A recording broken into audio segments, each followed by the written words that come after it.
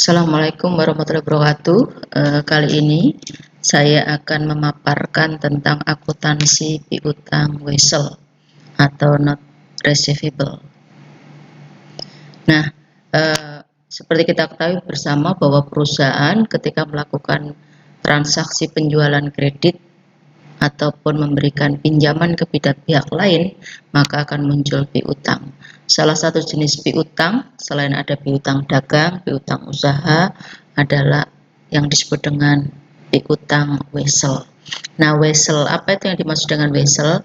Wesel ini sebenarnya adalah merupakan surat berharga, di mana di dalamnya adalah berisikan perjanjian utang piutang antara satu pihak dengan pihak yang lain, di mana dalam surat tersebut disebutkan jumlah yang harus dibayar, kemudian mungkin kalau ada bunga di situ juga ditulis berapa bunga yang terkait dengan piutang tersebut atau wesel tersebut, kemudian jangka waktu kapan pembayaran akan dilakukan. Sehingga di sini pada wesel ini benar-benar harus ditulis secara lengkap, jelas pihak-pihak yang berutang piutang, kemudian nilai piutangnya, kalau ada bunga maka ada bunga yang melekat pada piutang tersebut atau wesel tersebut, kemudian juga jangka waktu kapan piutang tersebut akan dibayarkan. Nah, tentu saja di sini juga identitas dari pihak yang berutang piutang itu ditulis secara lengkap, nama, alamat, dan lain sebagainya. Nah, sedangkan piutang wesel, kalau tadi wesel adalah suratnya, maka piutang wesel ini adalah merupakan wesel yang di dalamnya adalah berupa perjanjian untuk membayar sejumlah uang, di mana ini terjadi karena ada suatu transaksi, di mana dalam transaksi itu mungkin sudah ada penyerahan barang dan jasa, tapi pembayaran belum dilakukan, mungkin seluruhnya atau sebagian. Nah, di dalam piutang wesel ini maka ada dua pihak, yaitu pihak yang memberikan pinjaman dan pihak yang meminjam. Atau kalau dalam transaksi jual beli, berarti ada pihak penjual dan pihak pembeli. Seperti tadi sudah disampaikan bahwa di dalam surat wesel harus dijelaskan secara lengkap jumlahnya, jatuh temponya, kalau ada bunga, kemudian disebutkan bunga yang harus dibayarkan, apakah berdasarkan bulan, tahun, dan lain sebagainya, tergantung dari kesepakatan kedua belah pihak. Nah, pihak-pihak yang terkait dalam hutang wesel, yang pertama adalah penarik atau pihak pemberi piutang, yang nanti pada saat jatuh tempo dia punya hak untuk menarik piutang tersebut. Kemudian pihak ketiga, perantara, biasanya melalui bank atau lembaga keuangan lainnya, di mana di sini adalah pihak yang nanti akan menjadi jembatan atau perantara antara pihak penarik dan pihak tertarik. Kemudian yang ketiga adalah pihak tertarik, yaitu pihak yang berpiutang, di mana pihak tertarik ini pada saat jatuh tempo punya kewajiban untuk melaksanakan pembayaran kepada pihak penarik sesuai dengan yang disepakati dalam perjanjian wesel atau hutang wesel. Nah, format untuk piutang wesel biasanya adalah seperti ini, meskipun tidak ada format baku, tetapi paling tidak dalam format piutang wesel ada hal-hal yang harus dituliskan seperti ini. Ada tanggalnya, tempat di mana perjanjian wesel atau piutang wesel itu dibuat, kemudian jumlahnya berapa, gitu. Kemudian pihak yang menjadi perantara itu bank mana, gitu ya, nilainya berapa. Nah, ini sudah ada penjelasannya. Kemudian yang lebih penting adalah ada materainya. Setiap perjanjian akan berkekuatan hukum apabila ditandatangani di atas materai. Demikian juga untuk piutang wesel ini. Oleh karena itu biasanya nilai piutang wesel ini cukup besar ya. Kalau nilainya kecil mungkin tidak menggunakan piutang wesel, karena ada beberapa ketentuan bahwa ketika nilainya di atas sekian harus menggunakan materai, kalau di bawah sekian tidak perlu menggunakan materai. Nah, ini juga ada alamatnya, kemudian ada tanda tangannya. Ini formatnya. Meskipun format ini tidak baku, mungkin di tempat lain atau di instansi lain mungkin formatnya akan berbeda sesuai dengan ketentuan yang ada di organisasi atau di perusahaan masing-masing. Ya. Oke. Nah, tanggal itu adalah tanggal pada saat penarikan atau jatuh tempo. Kemudian di situ ada 90 hari menunjukkan jangka waktu wesel. Hal ini berarti bahwa jatuh tempo wesel tersebut adalah akan dilunasi selama 90 hari. Ya. Oke, kemudian Siswanti itu adalah sebagai penarik wesel, sedangkan Tuan Surya itu adalah sebagai tertarik, artinya adalah Siswanti pemberi piutang, kemudian Tuan Surya itu adalah yang memiliki piutang. Bank BNI adalah merupakan pemegang wesel, artinya ini adalah pada saat nanti jatuh tempo maka pihak penarik akan mencairkan piutang wesel tersebut ke Bank BNI sebagai pihak yang diberikan kewenangan untuk memberikan tagihan wesel kepada pihak penarik. Kemudian 100 juta rupiah adalah nilai nominal weselnya. Kata-kata atas order ini berarti bahwa Bank BNI Cabang Halim dapat menunjuk pihak lain untuk melakukan penagihan pada saat jatuh tempo. Artinya bahwa Siswanti bisa melimpahkan kepada orang lain untuk melakukan penarikan atas nilai wesel tersebut di Bank BNI. Jadi tidak harus, misalkan Siswanti menggunakan piutang wesel ini untuk membayar ke transaksi yang lainnya juga misalkan, maka diperbolehkan karena tidak ada ketentuan bahwa di situ disebut nama. Tapi kalau sudah disebut nama berarti tidak boleh orang lain yang menarik piutang wesel tersebut di Bank BNI. Kata harap mengandung arti bahwa surat wesel sifatnya surat perintah, artinya di sini memerintahkan kepada Bank BNI untuk membayar atau memberikan pembayaran kepada Siswanti pada saat jatuh tempo tersebut. Ya, sehingga di sini Tuan Surya harus memastikan bahwa pada saat jatuh tempo dananya di BNI sudah cukup untuk melakukan pembayaran, sehingga ketika Siswanti menarik dananya, dana yang ada di Bank BNI atas nama Tuan Surya itu sudah cukup atau mencukupi sejumlah dana yang dibutuhkan. Oke. Undang-undang mewajibkan penarik wesel untuk memberitahukan adanya penarikan wesel kepada pihak tertarik. Jadi di sini ada ketentuannya bahwa ketika terjadi penarikan maka harus ada pemberitahuan agar nanti pihak ini ada dua pihak ya tadi ya, yang penarik wesel dan tertarik. Jadi agar pihak tertarik juga mempersiapkan diri untuk mengisi dananya di bank di mana tempat penarikan dilakukan. Di dalam praktek agar wesel menjadi lebih kuat, pihak yang berkewajiban untuk membayar diminta untuk membubuhkan tanda tangan persetujuan pada surat wesel. Jadi di sini ada dua belah pihak, ada yang tertarik dan yang menarik, maka kedua belah pihak biasanya melakukan pembubuhan tanda tangan. Bahkan ada beberapa yang menggunakan saksi juga, gitu ya.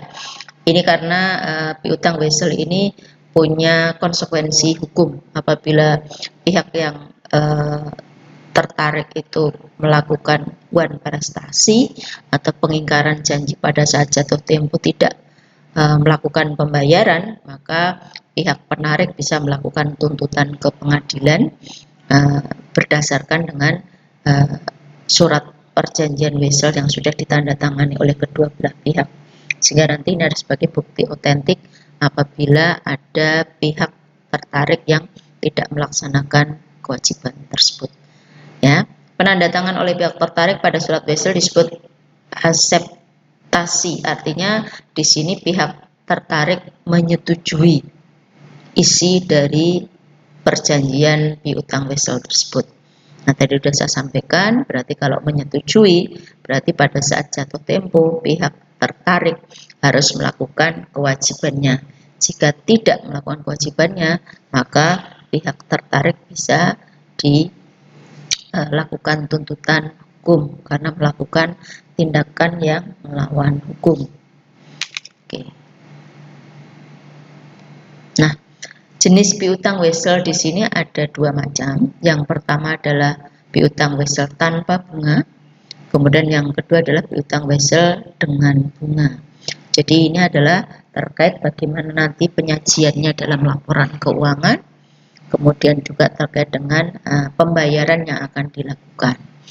Nah, piutang wesel tanpa bunga di sini adalah wesel yang tidak menyebutkan suatu tingkat bunga tertentu. Jadi nanti di piutang wesel di perjanjiannya tidak disebutkan tingkat bunganya berapa. Ada beberapa yang kemudian menambahkan jumlah tertentu tidak sesuai dengan nilai transaksi karena di situ sudah dimasukkan bunganya sebenarnya. Jadi misalkan transaksinya 100 juta, kemudian pada saat jatuh tempo pihak tertarik harus membayar 120 juta misalkan.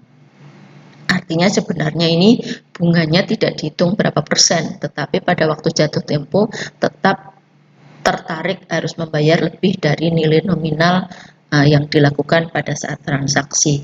Kembali lagi itu tergantung dari persetujuan dari kedua belah pihak.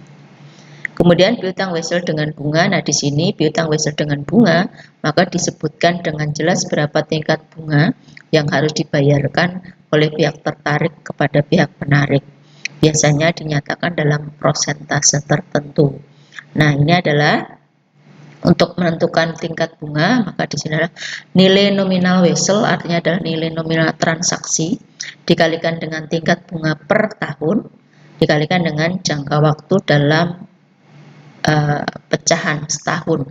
Jadi kalau misalkan dibayarkannya tidak 1 tahun penuh, maka dihitungnya adalah berapa bulan pembayarannya, maka itu adalah bunga yang harus dibayar oleh pihak tertarik kepada pihak penarik. Mungkin jangka waktunya tidak sampai 1 tahun, katakanlah 90 hari berarti 3 bulan, maka yang harus dibayar bunganya ya hanya 3 bulan saja, tidak menunggu sampai 1 tahun. Nah, ini adalah contoh perhitungan bunga wesel. Ya, ini nominal dikalikan bunga dikalikan dengan waktu, itu adalah perhitungan bunga wesel. Jadi contohnya misalkan ini Rp730 itu nilai weselnya, bunganya adalah 80%, jangka waktunya adalah 120 hari. Maka bunga weselnya adalah nominalnya 730 dikalikan tingkat bunganya adalah 18% dikalikan dengan waktu, yaitu 120 hari adalah jangka waktu wesel dibagi dengan 365. 365 adalah jumlah hari dalam 1 tahun. Ada beberapa yang menggunakan 360, ada yang menggunakan 365. Tinggal nanti yang digunakan 360 atau 365. Di sini saya gunakan jumlah hari yang maksimal yaitu 365. Sehingga bunga yang dibayarkan kalau jatuh temponya 120 hari adalah Rp43,2. Kemudian kalau misalkan akan dilakukan perhitungan berdasarkan bulan, kalau yang pertama tadi hari, maka perhitungannya adalah seperti ini. Nominal weselnya 1000, bunganya 15%, jangka waktunya adalah 6 bulan. Jadi wesel tersebut akan dilunasi dalam jangka waktu 6 bulan dengan bunganya adalah 15% per tahun. Sehingga perhitungannya adalah nominalnya 1000, bunganya adalah 15%, itu adalah 6 adalah jangka waktu weselnya, 12 adalah jumlah bulan dalam 1 tahun, sehingga hasilnya adalah Rp75.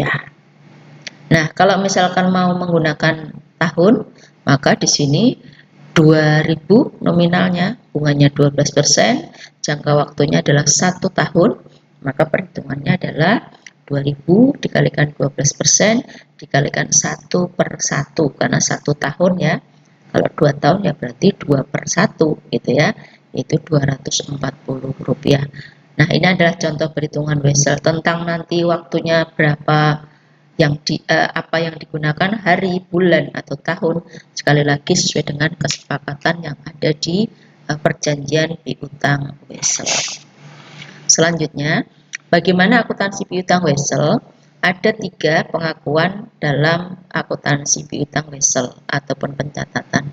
Yang pertama adalah pengakuan piutang wesel, kemudian yang kedua adalah penilaian piutang wesel, Kemudian yang ketiga adalah pelimpahan piutang wesel.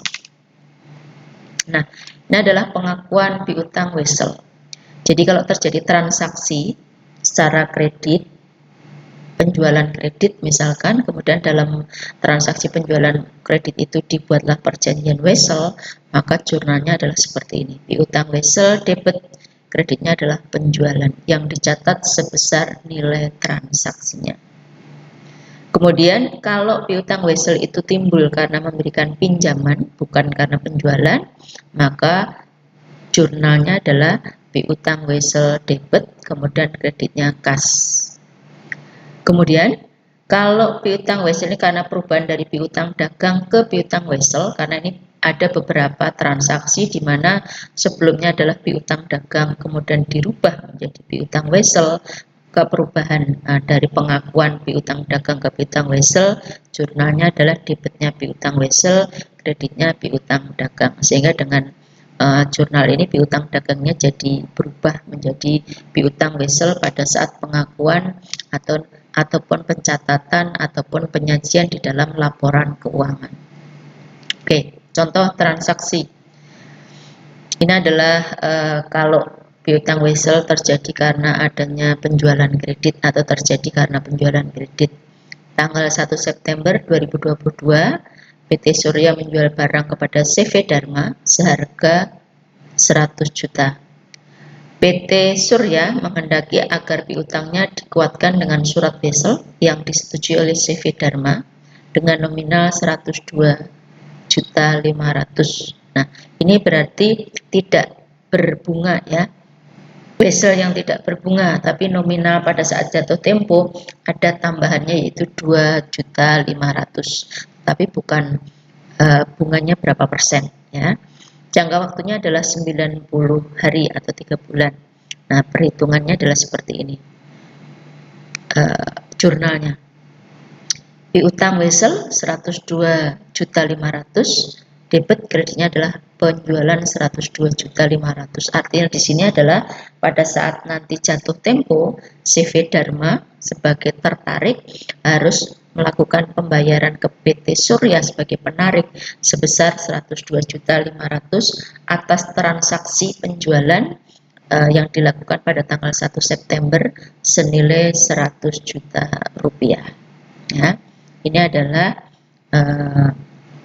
jurnal ketika terjadi transaksi penjualan yang menggunakan piutang wesel. Oke.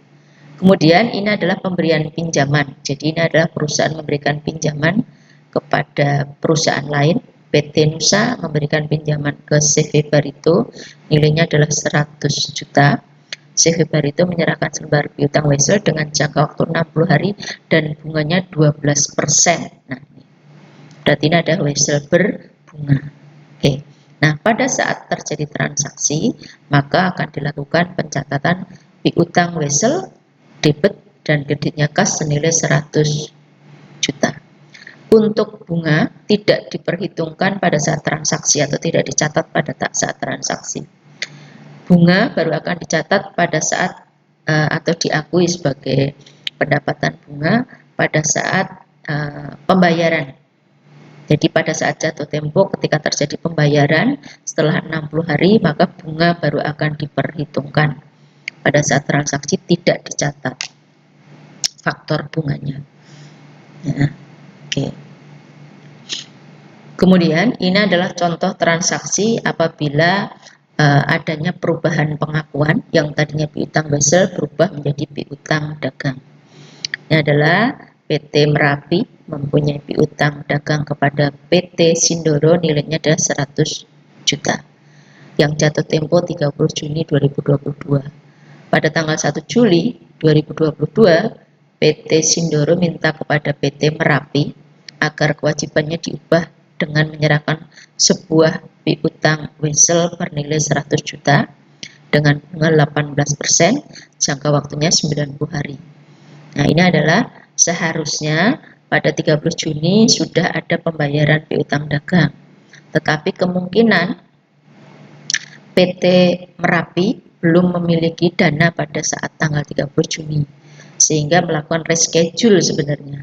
schedule pembayaran piutang dengan mengeluarkan piutang wesel. Nah, dalam piutang wesel tersebut PT Merapi menyanggupi akan membayar dalam jangka waktu 90 hari dengan memberikan bunga 18% sebagai konsekuensi terjadinya reschedule pembayaran piutang.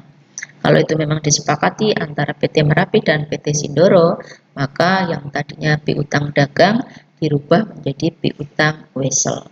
Sehingga jurnalnya adalah piutang wesel debit 100 juta, piutang dagang 100 juta. Ya. Sorry, 100 juta, ini 100.000, harus 100 juta.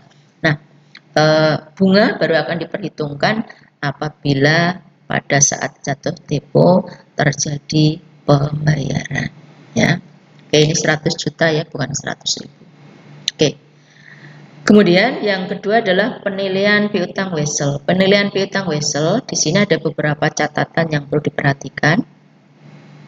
Di sini piutang wesel itu dilaporkan menurut kas neto yang bisa direalisasi. Artinya adalah pada saat pelaporan, maka piutang wesel ini yang dilaporkan adalah sejumlah kas bersih ya, yang bisa direalisasi, yang benar-benar bisa terrealisasi.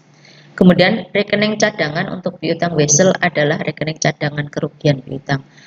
Karena piutang wesel itu pada dasarnya sama dengan piutang-piutang yang lain, apabila terjadi piutang tidak tertagih, kemungkinan perusahaan juga bisa melakukan dengan dua cara, yaitu dengan menggunakan metode cadangan, bisa menggunakan metode langsung. Nah, kalau menggunakan metode cadangan, ya ini menjadi akun yang sama dengan piutang tidak tertagih yang lainnya, yaitu cadangan kerugian piutang. Ya. Jumlah piutang wesel yang tidak dapat diterima pelunasannya dapat ditaksir dengan menggunakan metode persentase dari penjualan maupun dengan metode umur piutang. Seperti yang sudah saya jelaskan sebelumnya, jadi bisa menggunakan metode cadangan dengan membuat prediksi atau perkiraan berapa kira-kira piutang wesel yang tidak tertagih.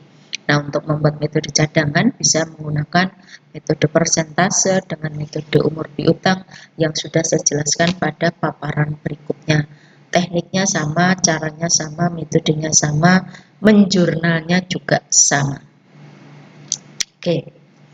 Kemudian yang berikutnya adalah penyelesaian piutang wesel. Nah, penyelesaian ini adalah merupakan kondisi di mana terjadi pelunasan piutang wesel pada saat jatuh tempo. Ya. Nah, untuk wesel berbunga, jumlah yang dilunasi meliputi nilai nominal wesel ditambah dengan bunga selama jangka waktu wesel tersebut. Tadi sudah saya sampaikan bahwa bunga akan diakui atau dicatat pada saat terjadi pembayaran, yaitu saat jatuh tempo. Sehingga pada saat jatuh tempo, selain mencatat jumlah penerimaan dari piutang wesel nominalnya, maka juga mencatat besarnya pendapatan bunga yang diterima oleh pihak penarik dan yang dibayarkan oleh pihak tertarik. Sehingga jurnalnya adalah seperti ini. Kas itu adalah merupakan nominal ditambah dengan bunganya. Kemudian kas itu terdiri dari piutang wesel nominalnya berapa, kemudian pendapatan bunganya berapa. Sehingga di sini dipisahkan, ya, dipisahkan pendapatan bunga dengan piutang weselnya. Oke, ini adalah contoh PT Galunggung pada tanggal 1 Juni 2022 menerima selembar promes ataupun piutang wesel dari PT Sumbing yang bernilai nominal 100 juta, bunganya 9%, jangka waktunya 4 bulan. 4 bulan berarti akan dilunasi tanggal 1 Oktober 2022. Bunga wesel selama jangka waktu wesel adalah, nah tadi nominalnya 100 juta dikalikan tingkat bunga. Ini periode waktunya adalah bulan, sehingga yang diperhitungkan adalah bulan. 4 bulan dibagi dengan 12 bulan, sehingga bunga weselnya adalah 3 juta. Nilai pokok weselnya tadi 100 juta, sehingga nilai jatuh tempo weselnya adalah 103 juta. Ya.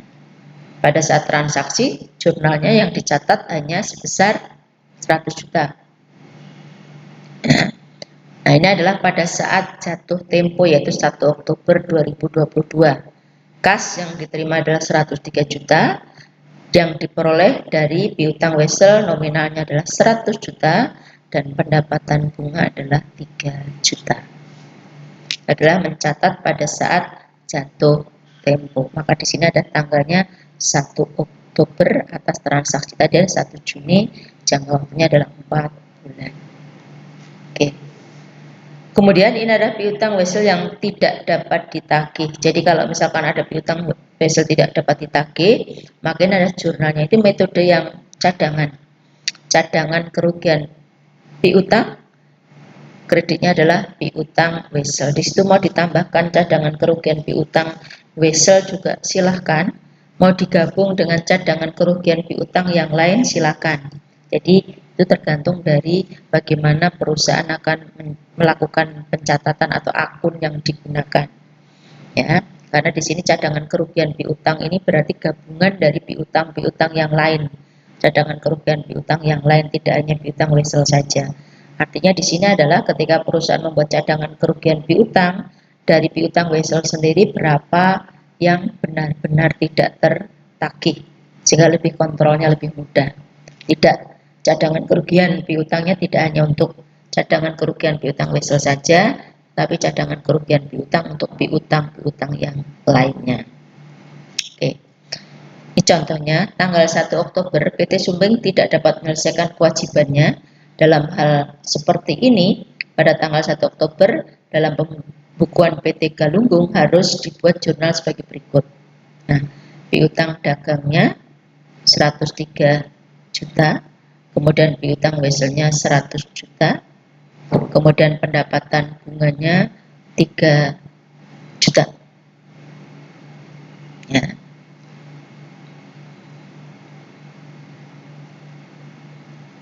Oke. Nah, jurnal tanggal 1 Oktober ini harapannya adalah PT Sumbing mengatakan tidak dapat tertagih, tapi berharap masih bisa tertagih. Ya. Ternyata piutang tersebut benar-benar tidak tertagih, maka jurnalnya adalah seperti ini, 1 Oktober. Kalau yang di atas adalah masih berharap tertagih, ternyata tidak tertagih. Cadangan kerugian piutang 100 juta, piutang weselnya adalah 100 juta. Ya, ini adalah bunganya belum dicatat.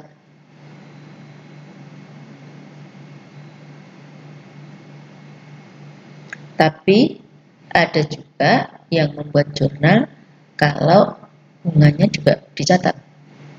Yang kedua, yaitu pada saat piutang benar-benar tidak tertagih, yang pertama adalah bunga tidak dicatat, tapi ada juga yang membuat bunga itu dicatat. Tinggal nanti seperti yang tadi saya sampaikan, apakah bunga itu dianggap sebagai piutang juga masuk di dalam piutang wesel, sehingga ketika bunga itu tidak dibayarkan berarti termasuk kerugian. Berarti di sini ada opportunity cost, kesempatan mendapatkan bunga yang hilang, sehingga bunga tersebut dimasukkan sebagai piutang wesel.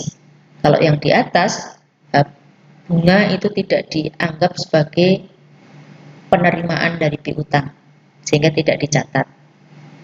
Ya, yang dicatat hanya nominalnya saja. Kerugian yang terjadi, perusahaan menganggap hanya nominalnya saja, sedangkan bunganya tidak, gitu ya. Oke, sehingga yang kedua bisa mencatat cadangan kerugian piutang 103 juta, debit, ini adalah piutang wesel. Jadi silahkan nanti di perusahaan masing-masing mau menggunakan yang pertama atau yang kedua. Ketika ada piutang tidak tertagih, di mana piutang wesel ini adalah piutang wesel yang berbunga. Oke. Berikutnya adalah pelimpahan atau pengalihan piutang wesel, sama seperti piutang dagang, maka piutang wesel juga bisa dialihkan kepada pihak lain sehingga bisa dipindah tangankan. Artinya nanti pada saat penarikan, pada saat jatuh tempo, maka bisa piutang wesel itu bukan ditarik oleh pihak pertama yang bertransaksi, tapi bisa juga ditarik oleh pihak yang lain. Ya. Nah, biasanya di sini ketika belum jatuh tempo kemudian piutang wesel dipindah tangankan ke pihak lain, maka akan memperoleh penarikan yang lebih kecil. Jadi misalkan jatuh temponya 90 hari, belum sampai 90 hari, baru 60 hari, pihak pemegang piutang wesel membutuhkan dana, kemudian dia akan limpahkan atau jual kepada pihak lain, maka dia akan menerima nilai yang lebih kecil dari yang seharusnya diterima pada saat jatuh tempo 90 hari tadi. Oke. Ya.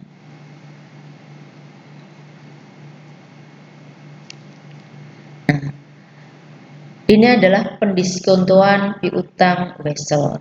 Pada saat perusahaan ini membutuhkan dana yang harus segera digunakan, tetapi jatuh tempo dari piutang wesel ini masih panjang, maka perusahaan bisa mengkonversi atau menjual piutang weselnya lebih cepat, sehingga di sini metode yang digunakan adalah mendiskontokan piutang wesel atau menjual piutang wesel sebelum jatuh tempo.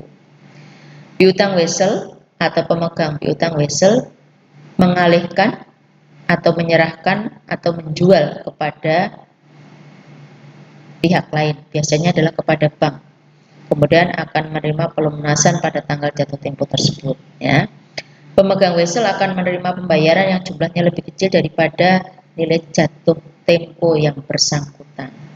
Nah, ini adalah contoh atau perhitungan diskonto. Nilai jatuh tempo wesel dikalikan dengan diskonto dikalikan dengan periode diskonto. Periode diskonto adalah periode dari tanggal wesel didiskontokan sampai dengan jatuh tempo wesel dibagi jumlah hari dalam 1 tahun. Jadi misalkan tadi jatuh temponya adalah 90 hari, kemudian pada waktu baru 60 hari, kemudian didiskontokan, maka perhitungannya adalah dari tanggal pendiskontoan atau penjualan piutang wesel sampai dengan tanggal yang seharusnya jatuh tempo tadi. Itu adalah merupakan periode diskonto. Nah, untuk lebih jelasnya, ini adalah perhitungan pendiskontoan wesel.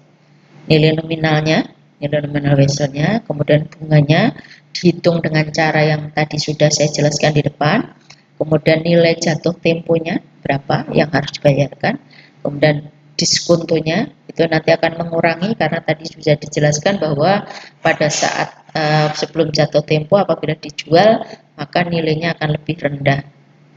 Kemudian nilai pendiskontoan wesel yang nanti akan diterima oleh pihak yang menarik wesel tersebut. Nah, ada jurnalnya kas piutang wesel pendapatan bunga, ya, sesuai dengan jumlah yang akan diterima. Baik, kita akan coba untuk contohnya. Ini perusahaan Sanjaya memiliki piutang wesel kepada PT Maninjau yang ditarik pada tanggal 20 Oktober 2022. Nilai nominal weselnya 150 juta, bunganya 10%, jangka waktunya 90 hari atau jatuh temponya adalah 18 Januari 2023 karena transaksinya adalah 20 Oktober. Pada tanggal 9 Desember 2022, PT Sanjaya mendiskontokan wesel tersebut kepada Bank Nirwana dengan diskonto 12%. Artinya ini belum jatuh tempo, karena jatuh temponya adalah 18 Januari, tapi 9 Desember sudah dijual atau didiskontokan kepada Bank Nirwana. Nilai diskontonya adalah 12%. PT Sanjaya bersedia menerima tarif diskonto yang lebih tinggi karena ingin memperoleh kas lebih cepat. Asumsi 1 bulan itu 360 hari. Seperti tadi saya sampaikan, satu tahun 360 hari. Jadi bukan 1 bulan, 1 tahun 360 hari. Jadi dalam 1 tahun bisa menggunakan 360 atau 365 hari. Buatlah jurnalnya. Nah, ini adalah kita hitung dulu periode diskontonya, yaitu tanggal 9 Desember sampai dengan 31 Desember itu adalah 22 hari. karena tadi pendiskontoannya ada tanggal 9. Kemudian jatuh temponya seharusnya adalah 18 hari. Jadi tanggal 1 Januari sampai dengan 18 Januari ada 18 hari. Jadi ini adalah waktu kapan didiskonto atau dijual sampai dengan waktu jatuh temponya. Sehingga nilai periode waktu diskontonya adalah 40 hari. Ya, dari 9 Desember sampai dengan 18 Januari 2023. Oke. Nah, nilai wesel didiskontokan atau discounted value, yaitu jumlah pembayaran yang diterima oleh PT Sanjaya dari Bank Nirwana, karena tadi PT Sanjaya membutuhkan dana cepat, maka ini adalah nilai nominal tadi 150 juta, kemudian bunganya adalah 10%, ini bunga, dikalikan dengan itu 150 juta dikalikan 10% dikalikan 90 hari jangka waktunya dibagi dengan 360 ya. Ini 150 juta ya, bukan 150.000 ya.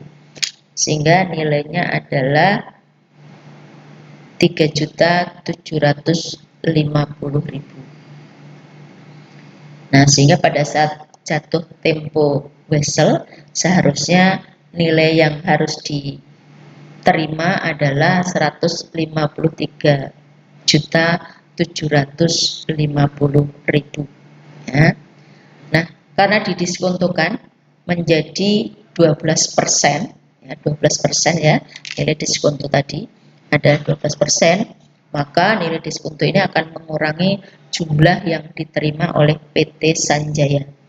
Jadi dari 153.750 ini 153.750 ya, dikalikan dengan bunga diskontonya atau diskontonya 12%, jangka waktunya tadi 40 hari dibagi dengan 360 hari, maka dikurangi dengan 2.050.000. Sehingga ini adalah harga jual wesel yang diterima oleh PT Sanjaya dari Bank Nirwana adalah 151.700.000. Kalau dia pertahankan 90 hari, dia akan terima sekian, 153.750. Nah, karena ada diskonto tadi, maka yang diterima hanya 151.750. Nah, dari sini maka pada tanggal 9 Desember PT Sanjaya akan menerima sebesar itu. Oke, sehingga ini adalah jurnalnya. Ini adalah PT Sanjaya yang membuat, ini adalah PT Sanjaya, jurnalnya adalah kas yang diterima, ini PT Sanjaya ya, dari PT Sanjaya ini kasnya 151.700, kemudian piutang weselnya 150, pendapatan bunga adalah 1.700.000 ya. Oke, itu adalah merupakan jurnal yang dibuat pada saat PT Sanjaya, ini Sanjaya ya, menerima penjualan atas wesel promise sebelum jatuh tempo dengan cara mendiskontokan piutang weselnya. Demikian penjelasan saya, mudah-mudahan bisa dipahami. Ada beberapa koreksi dari slide ini. Nilai angka-angkanya sudah saya koreksi secara langsung. Terima kasih. Assalamualaikum warahmatullahi wabarakatuh.